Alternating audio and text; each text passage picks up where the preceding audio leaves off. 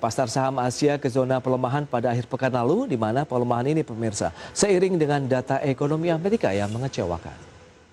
Ya, MSCI Asia Pacific Index tidak termasuk pasar saham Jepang melemah tipis, di mana data ekonomi Amerika yang mengecewakan ditambah dengan kenaikan imbal obligasinya mengurangi kepercayaan investor terhadap pemulihan ekonomi. Kenaikan imbal hasil dari surat utang belakangan ini memang lebih lama dan tampaknya juga membebani pikiran para investor di pasar modal. Yield obligasi di Amerika Serikat ke level tertinggi 1,3%. Demikian juga di Jerman pada pekan lalu yang menorehkan angka tertinggi sejak bulan Juni tahun lalu.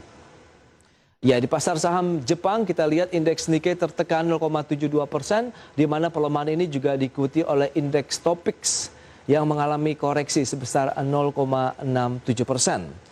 Di mana data inflasi inti Jepang tercatat turun sekitar 0,6% di periode Januari secara tahunan. Pasar saham China berubah arah menguat pemirsa setelah lesu di sesi sebelumnya, di mana indeks Shanghai Composite kita lihat melaju 0,57%, kemudian Shenzhen Component naik 0,35%, kemudian Kospi Korea Selatan naik 0,68%.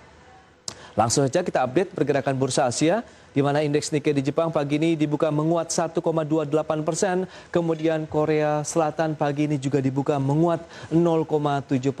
Sementara Hang Seng pada penutupan pekan lalu naik 0,16%, kemudian Straits Times Singapura ditutup turun 0,97%.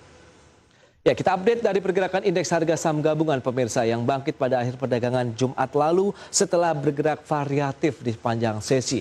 Naik sekitar 0,51% atau 31 poin pada posisi 6.231. Di mana dalam sepekan IHSG mengalami penguatan sekitar 0,15%.